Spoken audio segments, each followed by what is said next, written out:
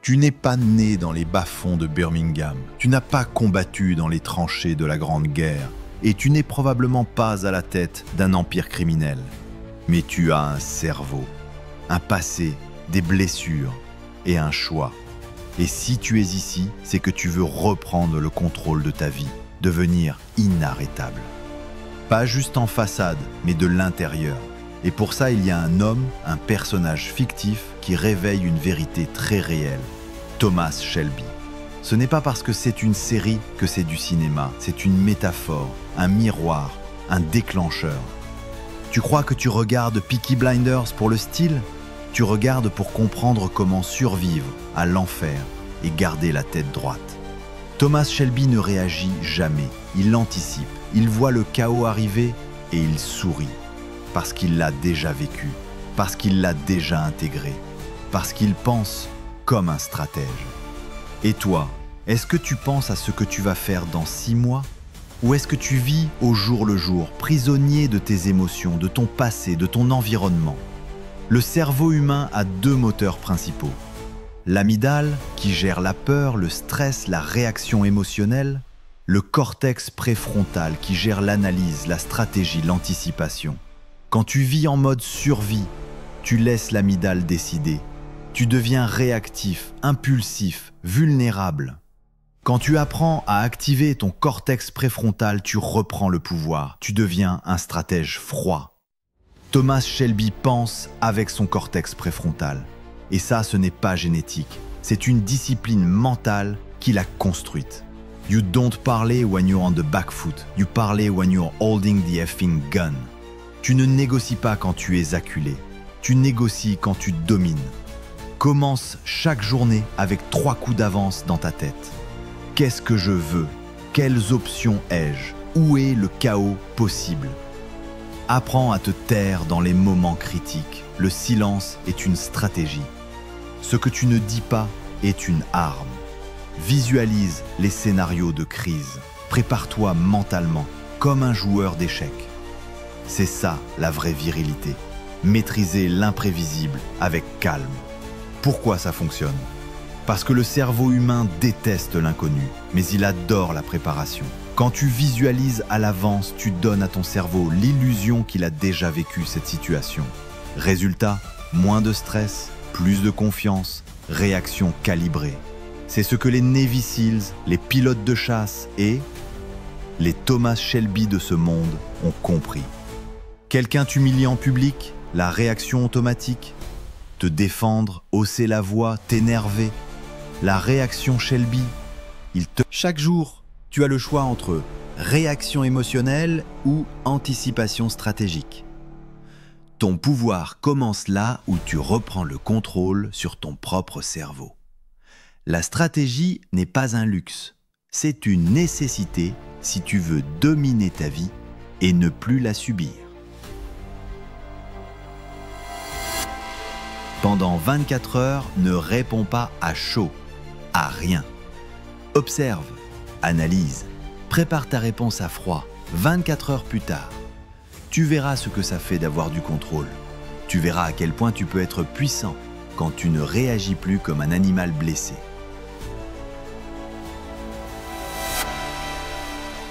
Et si tu crois que c'est juste une question d'intelligence, tu n'as encore rien vu.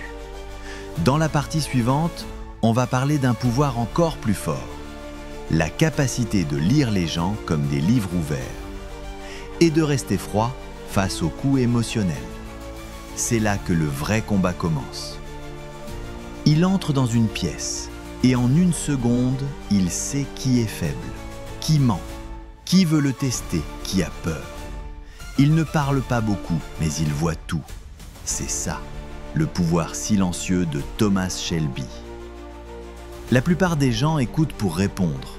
Shelby, lui, écoute pour comprendre, pour disséquer, pour anticiper. Et pendant qu'il parle, lui, il calcule. Il fait ce que peu d'hommes savent faire, lire les gens avec précision, sans pitié.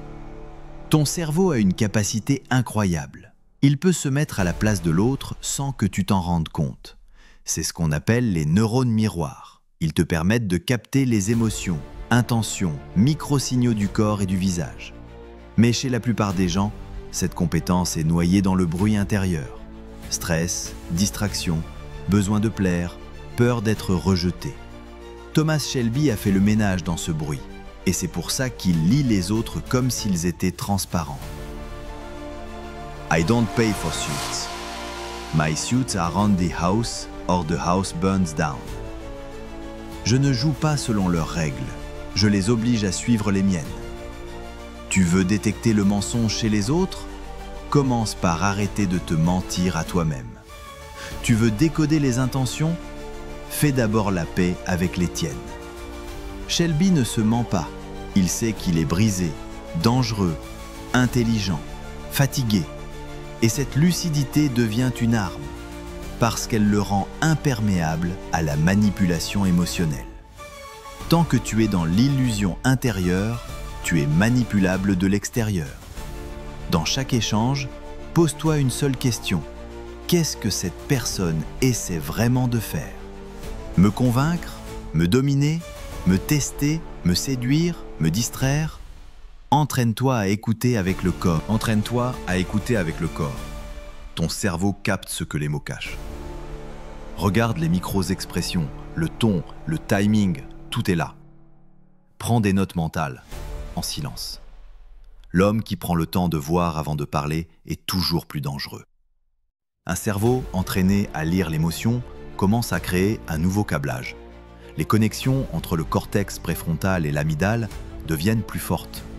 Résultat, moins de réactivité émotionnelle, plus de contrôle sous pression, une meilleure intuition sociale.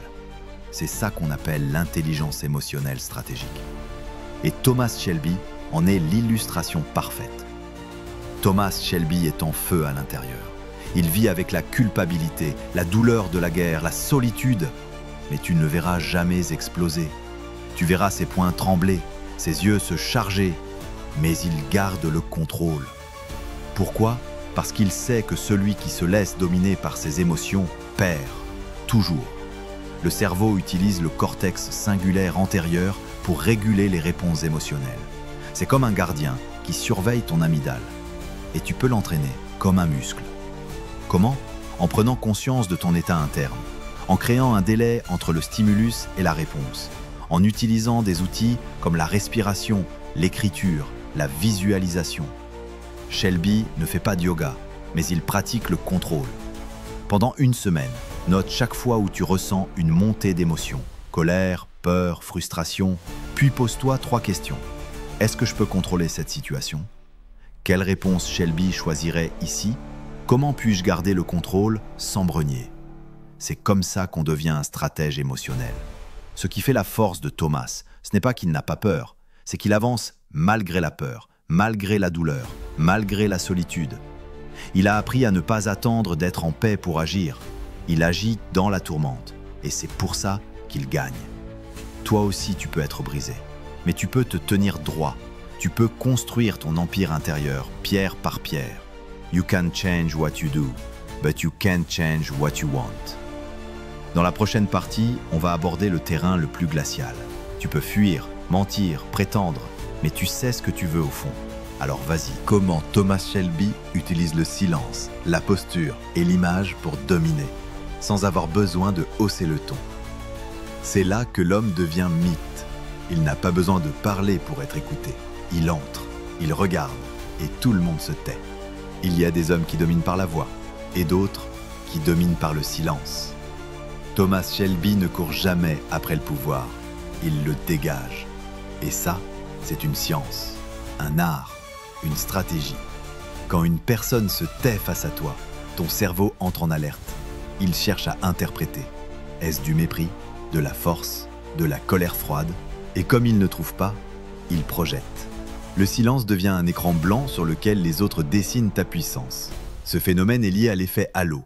Ce que tu laisses entendre sans dire a souvent plus de poids que ce que tu expliques. Shelby l'a compris, et il en fait une arme. Dos droit, regard fixe, menton légèrement relevé, verre dans une main, clope dans l'autre.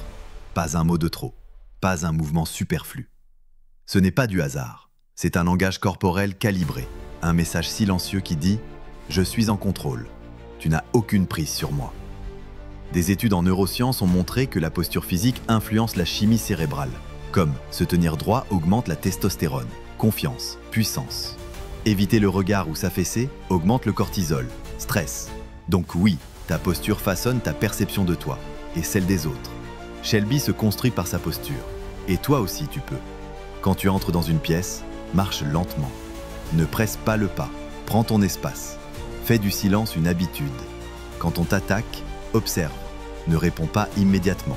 Tu verras les gens se perdre dans leur propre agitation. Occupe ton corps comme un trône. Dos droit, épaules ouvertes, regard tenu, même seul.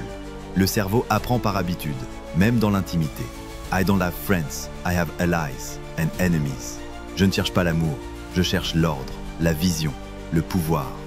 Le monde autour de Shelby est un incendie permanent. Trahison, meurtre, complot, pression politique, traumatisme. Mais il avance, toujours, comme un général sur un champ de ruines. Pourquoi? Parce qu'il ne cherche pas la paix autour de lui, il la construit en lui. Ton système nerveux a deux modes. Sympathique, stress, fuite ou combat. Parasympathique, calme, digestion, lucidité. La plupart des gens vivent coincés dans le premier. Shelby, lui, active le second au cœur même de la guerre. C'est ça la vraie force. Penser clairement là où les autres paniquent. Il apprend qu'on veut le tuer, il allume une cigarette. Il découvre une trahison, il se sert un whisky. Non pas parce qu'il ne ressent rien, mais parce qu'il refuse de donner de l'énergie à l'extérieur. Rester calme sous pression, c'est possible, mais ça se travaille, comme un muscle. Outil Shelby Style. Respiration lente, cohérence cardiaque. Vision périphérique, regarder large pour apaiser l'amygdale. Affirmation silencieuse, je vois, je sais, je choisis. Tu n'as pas besoin d'en faire trop. Tu n'as pas besoin de t'expliquer, de crier, de convaincre. Tu as besoin de présence, de silence, de posture, de calme dans le chaos. C'est ça le vrai leadership, celui qui ne se décrète pas, mais qui s'impose sans un mot. Pendant 3 jours, pratique la présence silencieuse. Ne coupe pas la parole, garde ton regard posé. Gère ton corps comme un chef de guerre. Réponds après 3 secondes de silence. Tu verras, le monde commencera à t'écouter différemment. Tu as compris la stratégie mentale, tu as compris le contrôle émotionnel, tu as vu la puissance du silence. Maintenant, il est temps de faire le lien ultime. Comment appliquer la méthode Shelby dans ta vraie vie? Relations, carrière, ambition, solitude, vision. La dernière partie est une mise en action, une renaissance intérieure, une confrontation avec toi-même. Tu viens de traverser la psyché d'un homme brisé mais puissant. Un chef de guerre traumatisé, stratège, dangereux, mais aussi silencieusement sensible. Et maintenant, il est temps de répondre à cette question. Et moi, qu'est-ce que je fais de tout ça? Parce que Thomas Shelby, ce n'est pas un modèle à copier. C'est un déclencheur, un miroir, un signal de réveil. Tu ne peux pas être lui, mais tu peux utiliser ses armes pour reconstruire ta propre vie. Shelby a bâti un empire, mais il a commencé dans une écurie. Et toi, ta discipline commence dans les détails. Te lever à l'heure où tu dis que tu te lèves. Finir ce que tu commences, même si c'est douloureux. Être capable de dire non, même à tes propres faiblesses. La discipline, c'est le respect de ta parole envers toi-même. Sans discipline, il n'y a ni confiance, ni vision, ni pouvoir. Quand tu termines une tâche difficile, ton cerveau libère de la dopamine. Et plus tu répètes ce processus, plus tu entraînes ton cerveau à aimer l'effort. Thomas Shelby ne fait pas les choses quand il se sent prêt. Il les fait parce qu'elles doivent être faites. Et c'est cette régularité qui crée l'autorité intérieure. Pendant 7 jours, note chaque jour une action difficile que tu as menée jusqu'au bout. Pas pour l'extérieur, pour toi. Construis ta propre légende intérieure, brique par brique. Shelby est entouré, mais profondément seul, et il choisit cette solitude. Pourquoi? Parce que la foule brouille la vision, parce que la clarté ne se trouve que dans le silence. Si tu n'es pas capable de rester seul avec toi-même, tu ne pourras jamais construire une vie qui te ressemble. Des recherches montrent que la solitude volontaire stimule la clarté mentale, la plasticité cérébrale, la résilience émotionnelle. La solitude n'est pas un vide, c'est un espace de construction, un moment où tu réalignes ton système nerveux avec tes vraies priorités. Prends 1 heure par jour, sans écran, sans bruit, sans distraction, marche, écris, observe, pense.